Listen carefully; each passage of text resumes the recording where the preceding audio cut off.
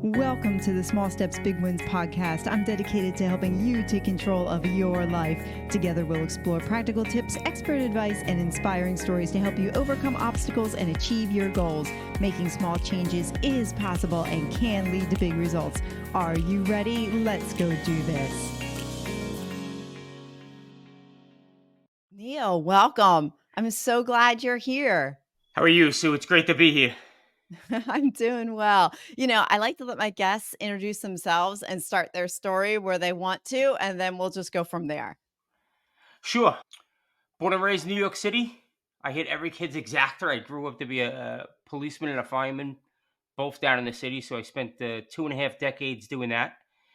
I retired out of that. I went into multifamily investing, and that mentor gave me so much more than just the education behind multifamily investing. He planted the seed of mindset with me, and I believe mindset's the domino that is that first domino that knocks all the other dominoes down. And I took up mindset and I thought about what my experiences were, and my experiences come from I find it quote unquote easy to deal with fear. So I decided to go out into the world and tell everybody my experiences in hopes that it will trigger something in them so that they can better deal with fear and not get stopped by it. And that's kind of how we came to be. Oh, wow. That's really cool. So, talk about how you make the connection between changing your mindset and fear. So, for me, mindset's where it all starts, right? If you have a strong mindset and you're resilient, then you can kind of deal with anything that comes at you, especially being an entrepreneur. You get hit with things on a daily basis. And if you can have the mindset of, I can deal with this, I'll be able to make it through this, this isn't as bad as it first appeared, then you're able to make progress because you're able to then move, right? You have the energy to move through that storm. Whereas if that challenge hits you and that fear starts building up in you and you let that fear stop you, you're just going to be standing there and you're not going to be taking any action. And you're treating fear as a stop sign as opposed to a yield sign. I treat fear as a yield sign. When I feel that fear, it's a yield sign. Let me just look left and right. Let me see and assess what's going on. Am I in the best possible position I can be in given the circumstances? Yes, I am. I'm going to move forward. No, I'm not. Then I'm going to figure out how I'm not and deal with that challenge first. Okay, so you mentioned your mentor, how he not only taught you about multifamily, but he also helped you with your mindset. So I'm assuming you didn't have much like foundation prior to that. So talk about what your life was like before, and then talk about the small steps that you took to help develop the mindset that you have today that helps you in That's these situations. That's a really great question. So, looking back, Sue, I have those small steps, but I think that in the moment, they were monumental steps, or that's how I was perceiving it. I was perceiving it as a monumental step. That meant that I spoke with that planted the seed mindset. We were associates at the time, so we knew each other, but we didn't really know each other. And it must have taken me 20 minutes just to send him a Facebook message that simply said, "I'm going to be down in Florida. You want to get together for lunch?" And that's something that they say on every podcast, right? Just reach out to people and ask them if they want to go to lunch. And I had all of these thoughts flooding into me. And those thoughts was, he's very wealthy. He's not going to have time for me. He's a busy guy. He's not going to have time for me. Why would somebody with a net worth that he has want to hang out with a blue collar guy that has essentially no net worth? And there was a lot of self talk, and that self-talk brought me down that downward spiral, and I just couldn't. It took me a while to get past that, like to have the courage to send. And that sounds funny, right? Because I'll chase a guy with a gun, I'll run into a burning building, but I have a fear of hitting the send button. And all I was doing was simply asking, do you want to go to lunch? And he could have simply said yes or no. And don't read into that. It's either yes or it's no. So for me in that moment, it was, if I don't push send now, the answer is no. Great. And this goes back to a Wayne Gretzky quote of, it's very similar to, you miss 100% of the shots you don't take. And that's kind of what I was thinking. Like, if I push send, then I have the opportunity to go to lunch. Now it's in the ball's in his court. If I don't push send, the answer is absolutely no. And which answer do I want to fall into? Right? I want to be in that yes. If I want to be in that yes, then I have to make a decision to put me in the best situation to get that yes. And that was by hitting send. So it Mm, was just like one of those, all right, if I don't do this, then the answer is no. And I just did it. And the answer yeah. turned out being yes. And we had a great lunch and we built out the relationship from there.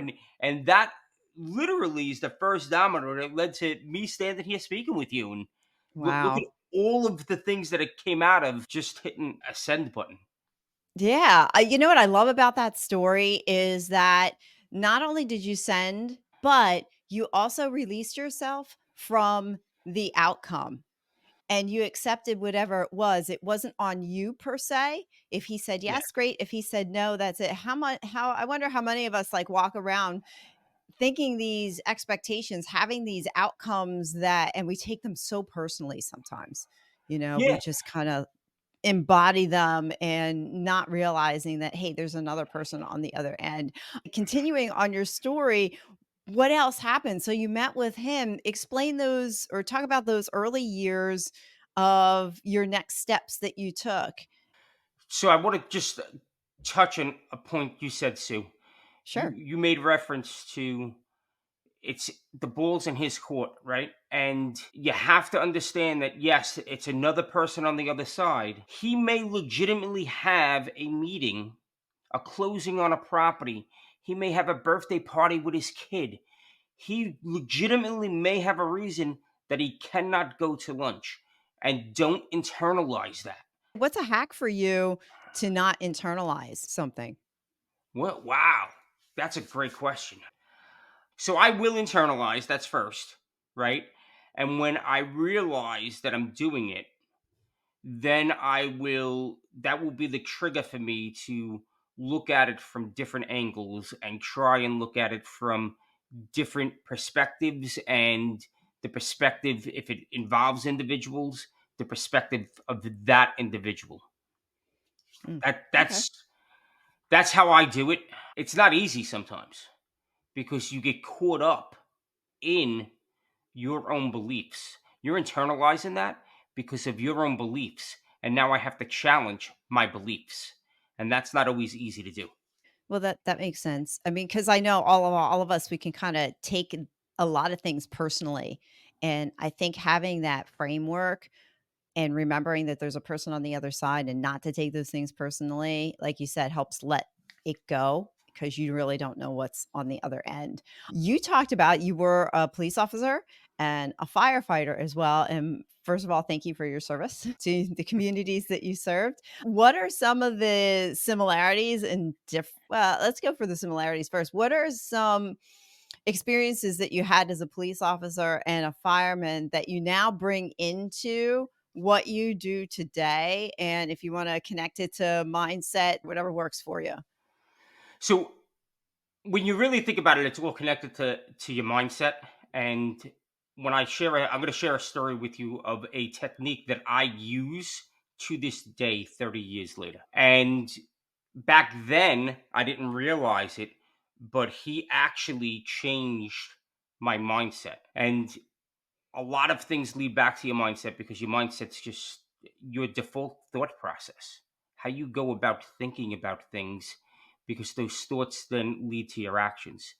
But that story I was going to share with you was back in the 90s when I first became a police officer. I had probably 3 or 4 weeks in the job. I was brand spanking new. I'm running a patrol car. I have a more senior partner. He had about 10 or 12 years in the job. We get a radio run for a robbery. robbery at gunpoint in a storefront. So we pull up to that storefront, and this is my first real call as a police officer. My adrenaline's like pumping. I don't really know what to expect. As we pull up to that storefront, this guy comes walking out of the store. He locks eyes with us, and then he decides to run down the sidewalk. My partner jumps out to chase him. I jump out to chase him, and now we're running down the sidewalk. The perp turns the corner. My partner immediately turns the corner, and now I'm running towards the corner. I'm really like, I'm out of breath by now, and this is only like 300 feet. It's not a long foot pursuit. We get to that corner. I'm sweating. I have my revolver in my hand. I'm white knuckled on my revolver. My radio's in my other hand. And all I remember is seeing that my partner goes around the corner. And at that exact moment, I see the corner. And the corner is a big deal because in the academy, they told us corners bite. Don't go running around corners blindly. You don't know what's on the other side. And I'm thinking all of this stuff. And I'm like, this guy's got a gun. So now I have to decide if I'm going to go right around that corner or if I'm going to take that corner very slowly and meticulously like they teach us to do in the academy. And at the point where I get to that corner, I just went around the corner. Whatever made me go around the corner, I don't know. But I just went around the corner. And to my relief, my partner was making the arrest. Now, after the dust settles, we get back to the station house. I go up to him and I say, "Hey, Jack, what about that corner? Like, how'd you go around it so fast? Weren't you afraid?" Because I'm coming out of the academy. I think that corners are like really do bite. And he says something to me that I will never forget. Like, I still use it to this day. He said to me, "If I don't go around that corner, then who will? If I don't go around that corner, then he gets to do this another day. Not on my watch." And he just walked away from me, leaving me standing there. And I'm thinking to myself, not on my watch. Not on my watch. And that became a mantra of mine. And with that mantra, somehow I tied that mantra to me going around that corner and bursting through that fear of the unknown. And every time I feel those butterflies conjure up in my belly, I go to that mantra of not on my watch. And what that mantra does for me is it hits the reset button. It slows me down for a split second. It's that yield sign that I was talking about earlier. When you're driving down the road and you come to a yield sign, do you stop? No. You look left, you look right, you make sure it's clear, and you proceed if it's safe. It's the same thing. Those butterflies come up, not on my watch, not on my watch. And then I assess the situation. Am I in the best possible position I can be in this scenario? And you could tie that framework of the mantra. The mantra can be anything you want. It could be balloons, balloons, balloons. It doesn't matter. The mantra is the reset. And then, am I in the best possible position for the scenario that I'm in? Yes, proceed forward. No, reassess. And I've used that framework in real estate, in my everyday life. Like, anytime I feel those butterflies coming into my belly, and it happens all the time. And that's kind of like the quick framework that I run through. And now I do it it's just immediate. It's like a lot of times I don't even realize that I'm doing it until later on and I'm thinking back. Is the mantra what you use to help mitigate the fear and just continue to go forward? Or are there other things that you've done too? And did the fear become more comfortable over time? So I guess you could say, yes, I did become more comfortable with it, but I think that I became more comfortable with it because I had so much experience with it. So another part of it goes to what I call it's your training and your experience, right? So in any endeavor, even when I was a rookie, we'll go back to the rookie chasing the guy down the street and the corner scenario I just spoke about, right? I had my training to fall back on, right?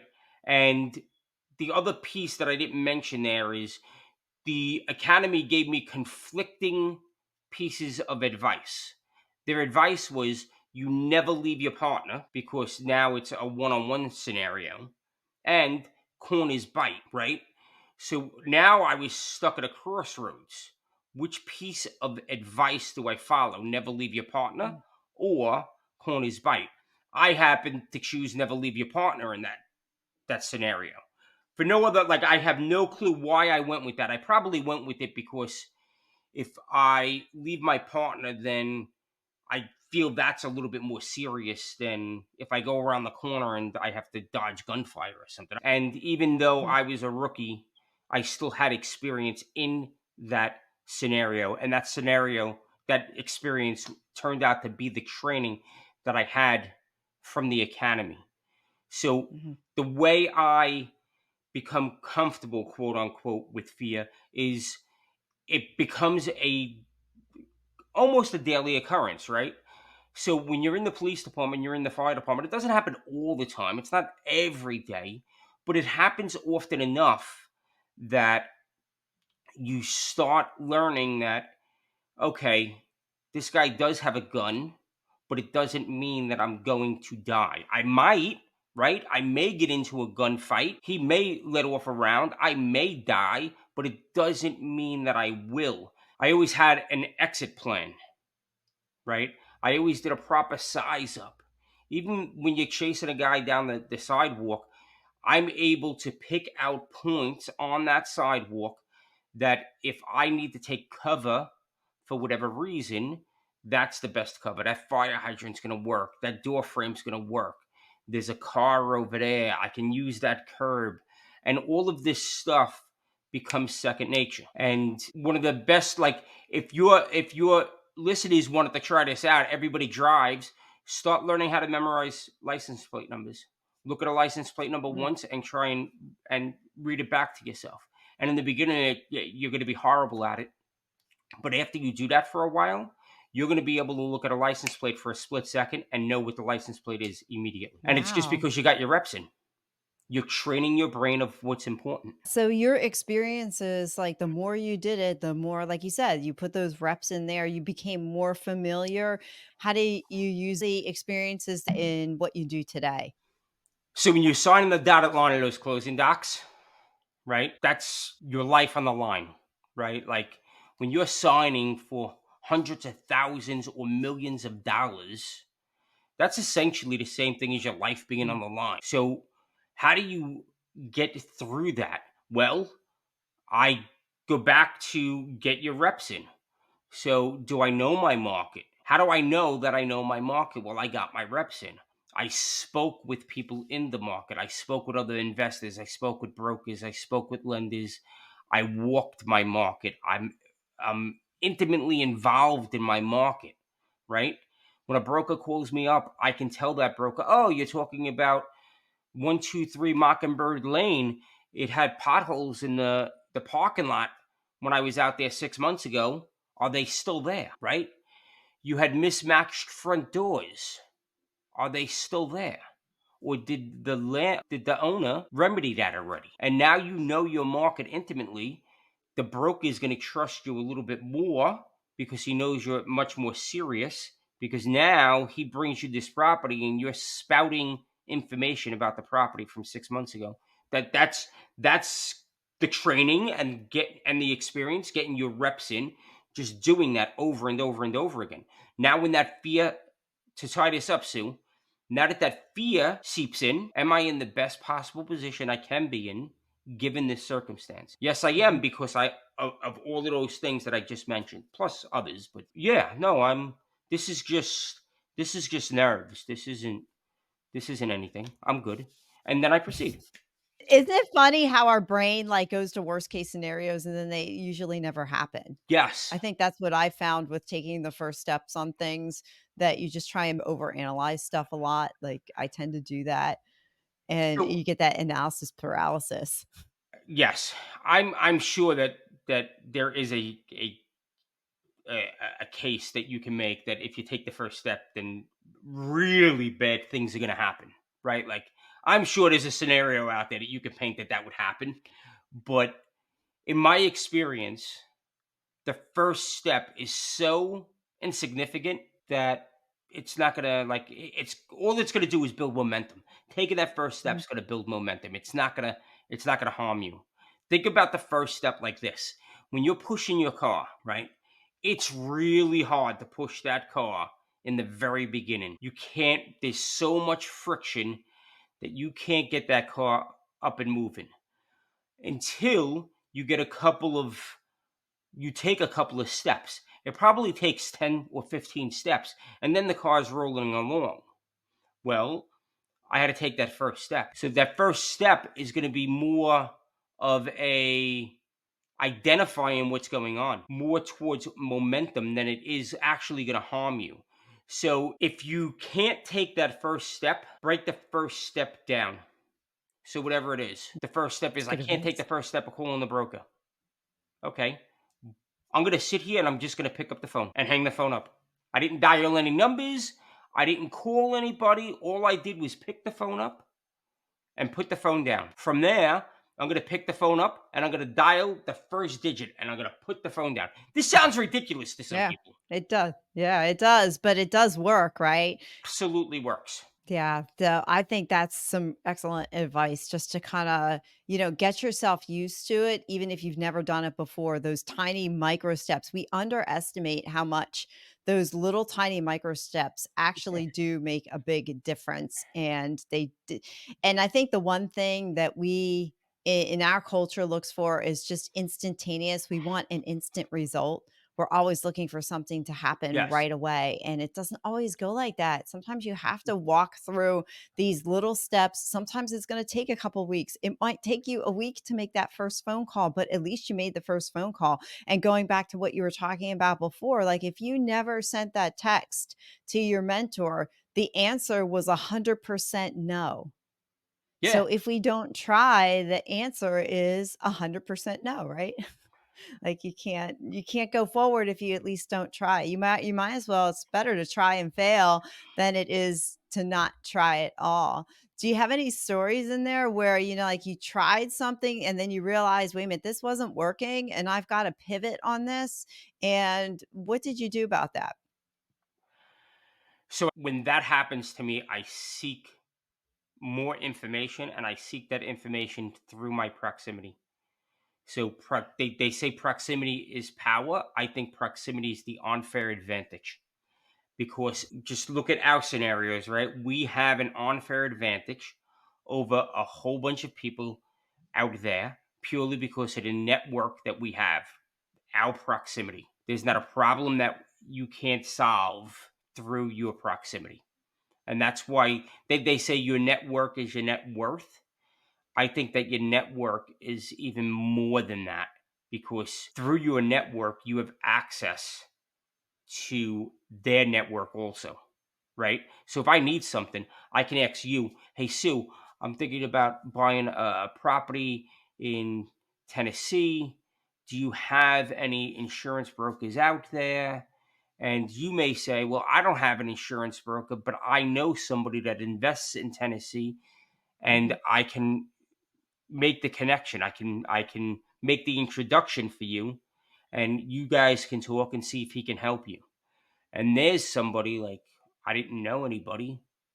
except for you, but now I have the access to your proximity also. So I think that building out your proximity is the best way of getting new knowledge. That's great. So, coming back to this idea of mindset, what are some mindset like hacks that you do in life? I know one of them is a mantra. Do you have any others in your toolbox? Mindset hacks. So the mantra slows me down. I don't know if you consider it a hack per se, but I guess the other hack is eliminate negativity as much as you possibly can from your life.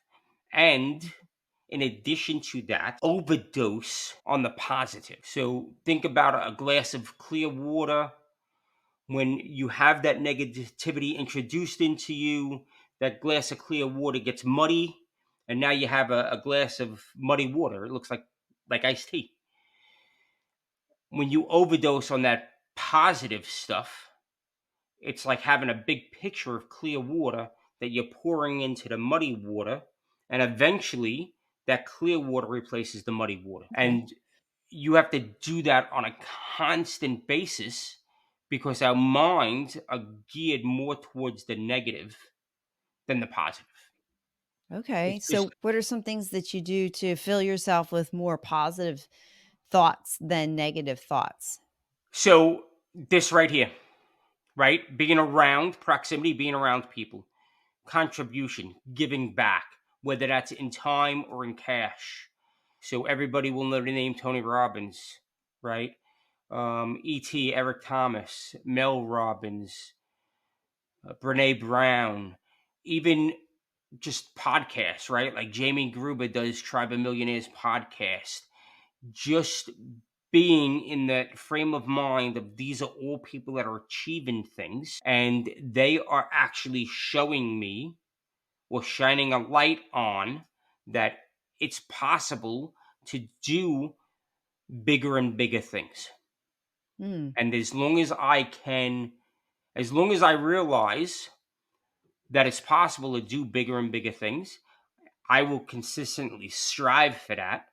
And it's in who I become in striving to hit my goal that is the real purpose of having that goal, honestly. Because you'll get plenty of people that are successful because they hit their goals, but they don't feel fulfilled. And they don't feel fulfilled because they're not focusing on themselves. Like, focus on yourself first, become the person that would be able to do the thing you're looking to do. Become them first. How do you become them first? You act in every possible manner the way that person would act. So if that person is successful businessman or success, like we'll go to real estate because everybody seems to be in that space, right? If you're looking at real estate, then what does a real estate investor do? If you don't know that answer, then that's your first step. That's your first action step to find out what they do. And then mimic that as close as you can, right? So I'm going to call brokers. I'm going to build relationships. I'm going to work with numbers. I'm going to learn how to underwrite properties. I'm going to just those small steps, right? So each of those was one small little step that collectively, when you put it together, all of a sudden you walked up the mountain. So, I hear you saying find out what your why is and find out who you want to become. And then once you get the clarity on that, then movement forward happens more quickly, doesn't it? I think that you laughed when I said clarity because it's really hard sometimes to actually get that clarity when we're not sure. So, talk to me about that then. What did you find So interesting about that? you caught me red-handed. Clarity is the most difficult thing I've ever done in my life. That's how I'll sum up clarity. How did Uh, you get it then? by just keep pounding away and pounding away and pounding away. And honestly, I still don't have the center of the bullseye. So if you look at an archery target, right, and you got the very center red dot, and then there's a yellow ring on the outside of that red dot.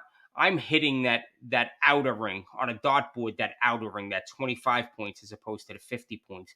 I'm hitting that outer ring very well, but I'm still not even laser focused in on hitting that bullseye because it's always changing. The target's always moving, right? When Hmm. I feel like I'm there, I'm like, but I have this other new idea, and that's when I have to slow down and say, is this a shiny object? Because I don't want to chase shiny objects. When I feel like I'm almost there, something else, like I can add this to the program. I can add this to what I'm doing, and it'll make it so much better. That target's always moving, and Mhm. it's hard to get pinpoint clarity. Now people do it. Mm. Like people just say, "Nope, I'm doing multifamily investing, nothing more than 50 doors in this market between these blocks, and that's it. I'm not looking at anything else." You can gain the clarity, you just have to keep at it. And when you Mm. fail at it, know that, well, I made a little bit more on my criteria list. Let me run with this, and then I can sharpen that list as I move forward. Yeah, clarity's hard. Well, with hitting the bullseye, I mean, at least you're on the target somewhere as opposed to not in the middle, right? Yes. So do you have like a 1, a 3, a 5-year vision? And how Yeah, does that help you gain clarity knowing that you ab- have those? absolutely. So if you're somebody that's fighting with clarity right now, I challenge you to read a book called 10x is Better Than 2x by Benjamin Hardy. Ben Hardy and Dan Sullivan collaborated. Dan Sullivan kind of brought a lot of the knowledge of on the coaching aspect of it. Ben brought the knowledge on the psychological aspect of it, the psychology of it, and they melded that together. And they wrote a book, 10x is easier than 2x. And to sum that book up in 30 seconds is there's a Pareto principle that says 80% of our efforts are accomplished, 80% of our results are accomplished by 20% of our efforts. And that book does a very good job at getting you to think about what your 20% is. So if there Mhm. was a book on clarity, that would be it. Yeah, that's a great book. Once you learn what your 20% is, and your 20% turns out to be like maybe 3 to 5 activities, like it's not a lot. It's not 20%. It's actually when you break it down to physical action, there's just a couple of pieces there. But now you go out and you do those 3 to 5 steps. Why do I mention that when you ask me about vision, 3 and 5 year visions? 3 and 5 year visions are amazing. When I went into the MIH mastermind, the first thing they had me do was do a vision board. Mhm. So I'm sitting there and I'm like, I'm paying you all this money and you want me to do an arts and crafts project? Like this is ridiculous. For I anybody that know. doesn't know what a vision board is, it could be a lot of things, but the most popular version is you take out magazines or you take images off the internet and you put them on a piece of paper and you hang that piece of paper on the wall. And it's images of things that you want to become or want to achieve. So I want to speak on stages. I take a picture of somebody speaking on a stage. I put it on my vision board. I want to buy a multifamily property. I take a picture of a multifamily property. I put it on a vision board. I want to live in a waterfront house. I take a picture of a waterfront house. I put it on a vision board. You could do it Mhm. in images or in words or a combination of both. But yes, that that arts and crafts project that I paid a lot of money to do was one of the best things I've ever done in my entire life. Like, And how holy so? cow. What was on your vision board, did anything come true on there? So the first year I did a vision board, I put, I don't know, 4 or 5 things. It wasn't very big. 4 or 5 things, and I accomplished 1 or 2 of them. It wasn't How'd that make you feel? immaterial. I was neutral to Really? it. Um, I Okay. know that I accomplished these things, but I didn't make the correlation between I planted the seed on the vision board and it Mm, actually happened. I didn't make that correlation yet. The second year, I hit 80% of my vision board, mm. Then it and became more real. I had probably 15 ish pieces on there. And that's when I'm like, wow, I would have never done this. I would have never done this. This is like a new version of me. I would have never accomplished healthy lifestyle is one of the things that I hit. I would have never accomplished this if I didn't put it on Mm, my vision board. When mhm, you're putting it on the vision board and you're hanging that vision board on the wall, it's in your peripheral. So you mhm. know about it. You planted the seed it's about planting a seed in your mind. Sometimes that seed sprouts right away, like a radish. A radish, when you plant a radish seed in your garden, it sprouts 30 days later, you have a radish you can eat. You plant bamboo in your garden 5 years later before you see a shoot come out of the soil. Oh, wow. So you don't know what seed you planted on that vision board. So just because you put something on your vision board, it doesn't happen. One of the things I put on my first vision board was a multifamily property. I Mm. didn't buy it that year. I did buy it the second year. While you're talking and sharing your experience with your vision board, I keep thinking of the phrase, what you focus on expands. And as you keep looking at that vision board, it's interesting the things that start to manifest themselves. I mean, my vision board, I did it on Canva and I cut Hmm. and pasted a bunch of pictures and I saved it, and it's actually the desktop on my Yes. computer. So every time I turn it on, there it is. Since I'm not always in one place all the time, I find having it there is very helpful. That it keeps my eye on, as they say, keep your eye on the prize. I have Yes. multiples on there. So I would encourage anybody in listening to your story and even mine as well. There are things that are starting to come to pass on my vision as well. Start with a couple of pictures on there. Something is better than nothing. Take those small steps and get started, right? Take that small step. Start a vision board. And when you're sitting there saying, I don't know what I'm going to put on my vision board, put on your vision board that you're going to make a vision board. Plant that seed, because what you're doing is you're activating it. So let's talk about the reticular activating system for a second, Sue. So your Sure. mind, what you're doing is you're planting that seed. And when you plant that seed, you're telling your mind what's important. And your mind will pay attention to whatever you tell it to pay attention to. It doesn't care if you're telling it something bad or something good. So positive or negative, it doesn't care. It will manifest what you're concentrating on. So the mere fact that you're doing a vision board and your sheet of paper says create a vision board is telling your mind to look for ways to create a vision board. Have you ever in your life talked about a red car or thought about buying a red car, and then you see red cars all over the place? It happens all the time. When I was a cop, this is a great story on the RAS, reticular activating system. We call it RAS. On the RAS is, I didn't know this was happening back then. This was back in '93. I didn't know anything about the mind back then. But we got a description of a male that just did a robbery. And it was a male wearing an orange hoodie. How many people wear orange hoodies? Like, I've never seen an orange hoodie in my life. I still don't see orange hoodies. As we canvassed for a male wearing an orange hoodie, I stopped 12 separate individuals that turned out not to be the suspect. Hmm. That was either like an orange hoodie, an orange jacket, an orange t-shirt. It was amazing to me how all of a sudden all of these guys popped up that were wearing orange that I never saw before.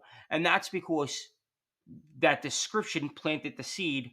And as I scanned my area, I wasn't finding anything that was red, black, blue, green. I was just picking up the things that were orange. So if there was a flower in the park that was orange, I was registering that. And I would kick it right back out because it was just a flower, it wasn't a person.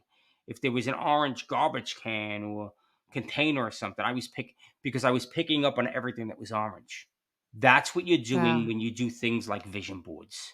You're activating your RAS to say, this is something that's important to me. Go find more of this. What would your suggestion be? And, bring into your experience too, when you first did those first few vision boards, did you have trouble coming up with what's going to go on that vision board? And then what would your suggestion be?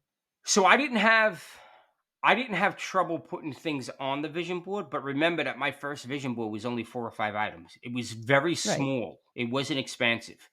The way I do my vision boards now is I say, okay, where do I want to be at the end of the year? So I'll do my vision board in November. This is September now. So another month and a half, 2 months, I'll be working on my 2024 vision board. And I will sit down and say, this at this time next year, where do I want to be? What are the things that I want to have accomplished? And I will put a couple of those things, the ones that are really on the top of my list. I will put those on my vision board. And that's how I come up with the things that I'm going to put on my vision board. And then if there's bigger things, like for me, my big one is I grew up on the salt water. Like literally, my house was built on stilts over the salt water, Jamaica Bay in Queens, New York. And when I hit my level of achievement or success, I want to have a salt water house so that I can get back to the salt water somewhere down south. That's Mm, I want to leave the cold. I'm up here in the north. I want to leave the cold. I want to go down to warmer climates. But that's like my big one. So mm. am I ruling it out for next year? No, but do I think that I'm going to buy a million and a half, $2 million house by the end of next year? I don't believe that either, but it's on my vision board Mhm. And because it'll happen someday. what's gonna happen is I'm gonna start taking moves. I'm gonna start taking steps in other areas of my life so that I can get closer and closer to hitting that objective.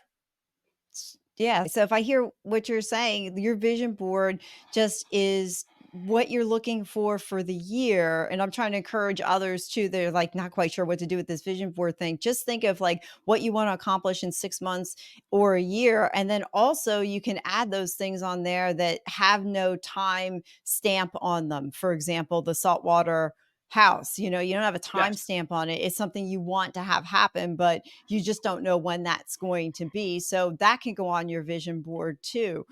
So it's a nice Hmm. blend of Yes. short-term goals and long-term goals as well. And I'm glad you brought that up because sometimes there's depending on what space you're in, you can hear a lot of talk about, oh, well, write your 5-year vision or write your 3-year vision. I think I'm glad you shared it because I didn't even think of just doing a 1-year vision board. My vision board is more of the out there someday. It's the Yes. big things to focus on, but not necessarily what I want to accomplish in the next year. So I'm glad you shared that. Mhm. So I do my big things. I'll do a 5-year vision statement. And Mm, the difference between a statement and a board is the statement, I just write it out. And when I write it out, I get all my senses involved.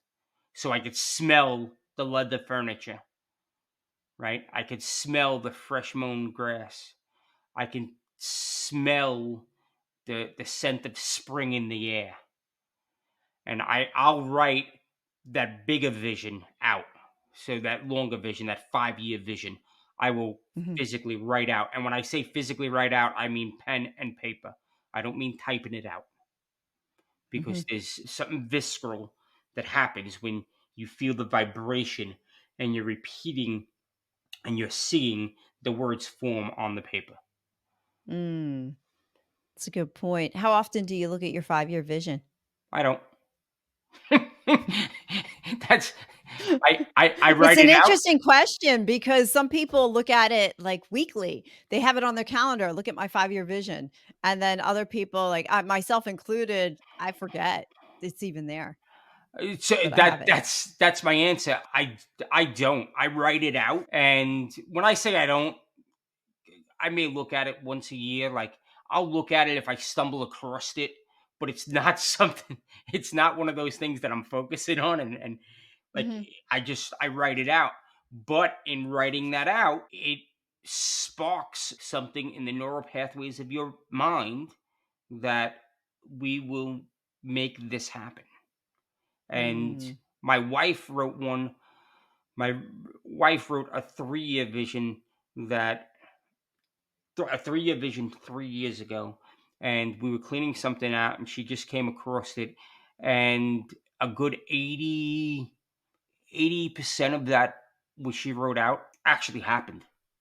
And she's like, Wow. she didn't she did it because I was doing it, right? She didn't really Mhm. she was like my first vision board.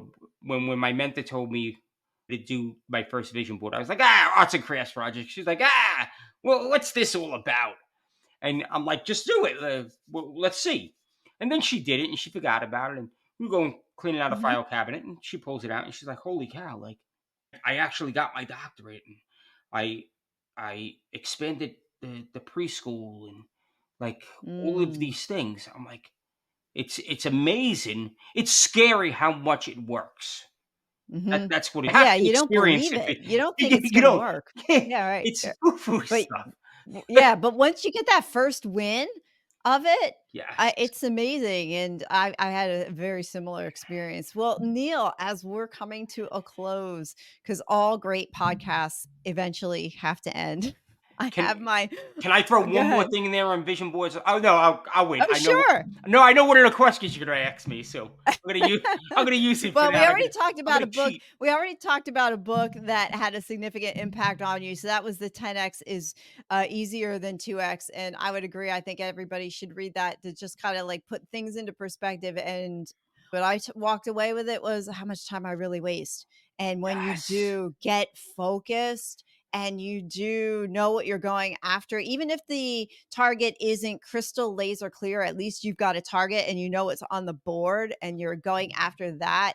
How much easier in some respects life really feels when you're going for those big things. So that's definitely 10x is bigger than 10x is easier than 2x. We're on this Mhm. theme of big here. What's one question or topic that you wish I would have asked about, and how would you have answered the question or expanded on the topic?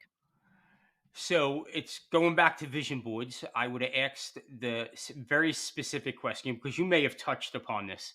I'm cheating on this answer here, but I would have asked, how can I build momentum in my vision board? And the way you build momentum is you put something on your vision board that you know you're going to achieve. It's just a matter of Mm, time. So, for example, if I know that I'm closing, if I already signed the contract on a house and I know that I'm closing on a house 3 months from now or 6 months from now, whatever it is, I'm going to put on my vision board that I'm going to close on a house. And it's kind of a give me, but mhm, your mind doesn't your mind doesn't pick up that it's a give me. All your mind sees is you said you were going to do something. You put that on the board, and if you put it on the board, it's important. And now it happened. So you talked about mind hacks before. This is a mhm. mind hack of your brain now sees that it happened. So the other things on that sheet have to be really important too. Let me go work on those. Oh, perfect. That's perfect. And as we close, what's one small step someone can do today that's going to help them change their tomorrow besides doing a vision board? Oh man, I was gonna. So doing a vision board is really like that's my real answer. I'll give you something else. Something we can do today that will help you tomorrow. What's the one thing you've been putting off? So ask yourself, what's the one thing I've been putting off? And then make the commitment to go do that one thing. Perfect. That's a great small step. And who knows what kind of win that's going to lead to. Neil, thank you It's so gonna much. lead to a Oh, good. win. Like Yes. just just do it. Just do it. Just do it. It's gonna be so good after you did it. Awesome. And then that fear, don't even worry about it, right? Push it aside, acknowledge it, and say, okay, I'm not in physical danger by doing that one thing that I was going to do. So, yeah, just go do it. Neil, thank you for your time. This has been a really interesting conversation. I've enjoyed it very much. It was great being here, Sue. I hope Yeah. that I How can added some people reach value. out to you? Oh, absolutely. You did add value today. How can people reach out to you? Uh, Email is the best way. Neil, Neil, at neilschoepp.com. So Neil at neilschoepp.com or Facebook Messenger, Neil Schoepp. Perfect. Well, thank you so much again. You have a great Absolutely. day. Great seeing you, Sue. Take care of yourself. Thank you for listening to another episode of the Small Steps, Big Wins podcast. I value your time with me and I seek to make every moment count. In order to make lasting change in your life, listening is usually not enough. So I want to ask you, what practical steps are you going to put into action today as a result of listening to this podcast? Remember, any step, any action, no matter how small, starts your journey to a big win. And if you're not sure where to get started, reach out to me and let's have a conversation. Until next time, love yourself, then love others. Peace.